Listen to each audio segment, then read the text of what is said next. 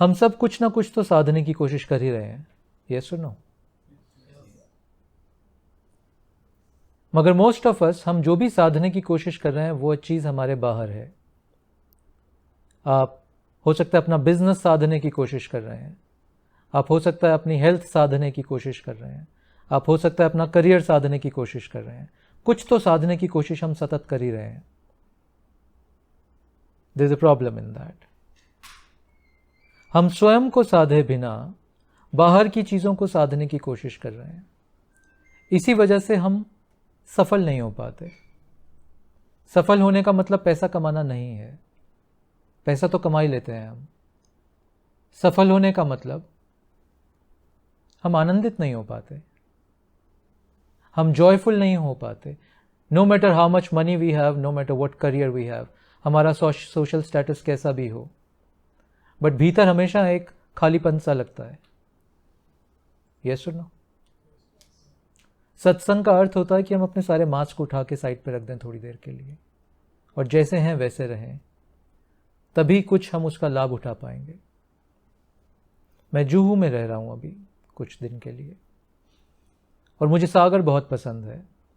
मैं रहता पहाड़ों पे हूँ, मुझे पहाड़ भी बहुत पसंद है, बट मुझे सागर भी बहुत पसंद है। सो जब भी बॉम्बे आता हूँ मैं ऐसी जगह रहने की कोशिश करता हूँ जहाँ सागर बहुत दूर ना हो जहाँ से, ताकि मैं सुबह उठ के सागर पे जा सकूँ। साफ है गंदा है वो एक अलग कहानी है, बट सागर तो सागर है। और आज संडे था, मैंने रियलाइज़ नहीं किया कि वहाँ बहुत सारे लोग होंगे। सो जुहू के पास में एक स्ट्रिप है वॉक करने के लिए, बहुत सुंदर उन्होंने बनाई हुई है। सो आई वॉज देयर वॉकिंग,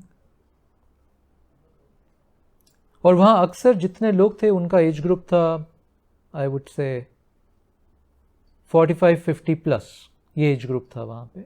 और बहुत सारे रिटायर्ड लोग भी थे वहाँ पे,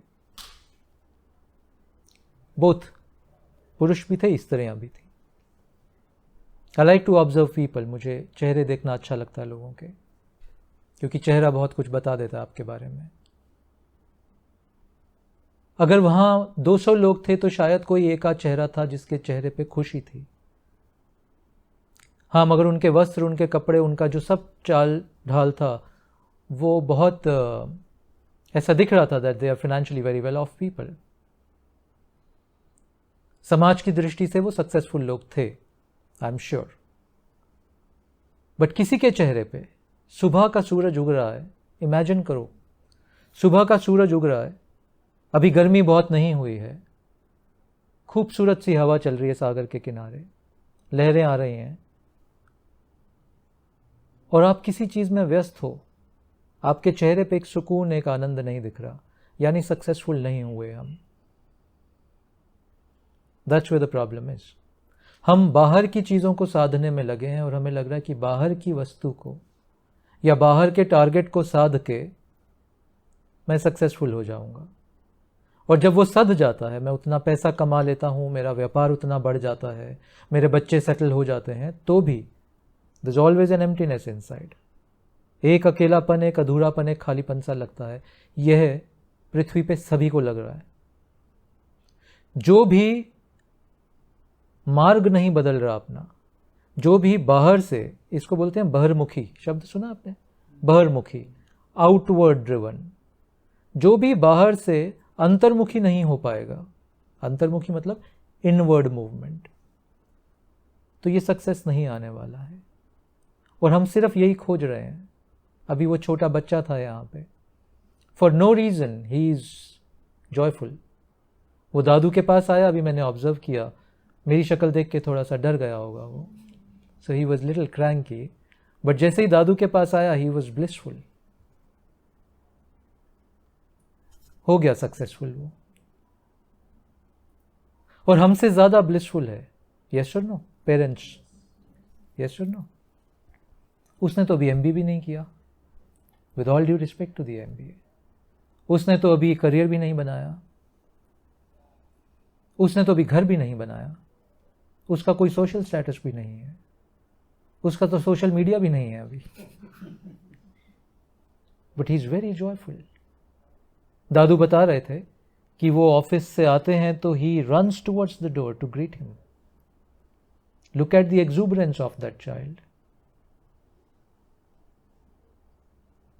और हमारा, let's now come back to ourselves, हमारे लिए तो जीवन की हर चीज थोड़ी बोझ सी, मुश्किल सी हो गई है। कुछ करना एक परेशानी सी लगती है।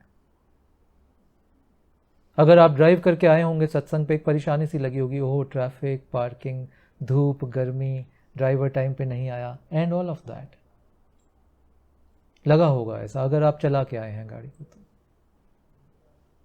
कुछ भी करना, सत्संग में आना भी एक हमें ऐसा सा लग रहा, ओहो जाना पड़ेगा। हो सकता है किसी को ऐसा लगा हो सकता है नहीं लगा हो। कहने का भाव ये है कि जीवन के किसी भी चीज में हमें वो ब्लिसफुलनेस, वो जॉय नहीं आ रहा है। सब कुछ होते हुए भी याद करो, आज से 25-30 साल पहले आप जैसे थे और आपकी जो उम्र थी, आपको जो चाहिए था, जो आपने सोचा था कि काश ये मिल जाए मुझे जीवन में, वो सब मिल चुका है। यस और नो?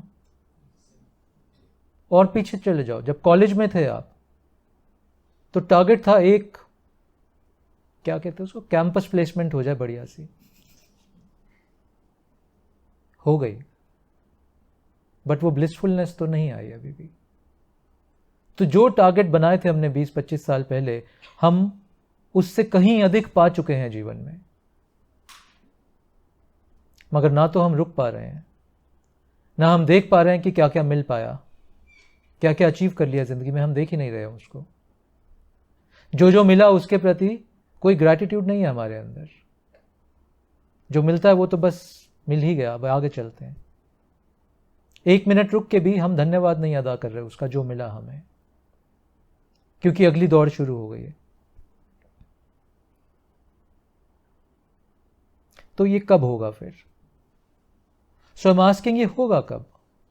कब ऐसा स्थिति आएगा जीवन का जब आप बोलेंगे आहा मजा आ गया, what a life.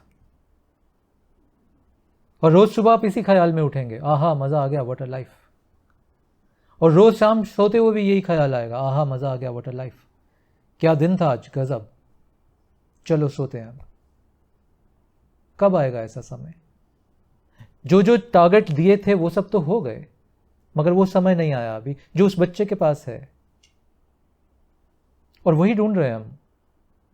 Mind you, हम सभी वही खोज रहे हैं, वही दीवानापन बच्चे जैसा, वही बेफिक्रापन बच्चे जैसा,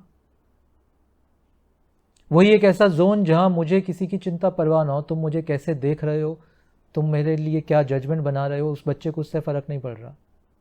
हम सब वही स्पेस पाना चाह रहे हैं हम लोग।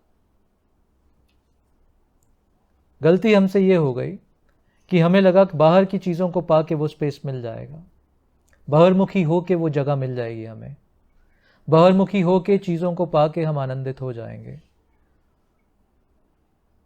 But our experiences are proving that our path is wrong. कुछ इस इक्वेशन में गड़बड़ है, क्योंकि अगर इक्वेशन सही होती तो मैं जितना पैसा कमाऊं मेरी खुशी उससे बढ़नी चाहिए थी। अमेरिका में हार्वर्ड यूनिवर्सिटी में एक रिसर्च हुआ,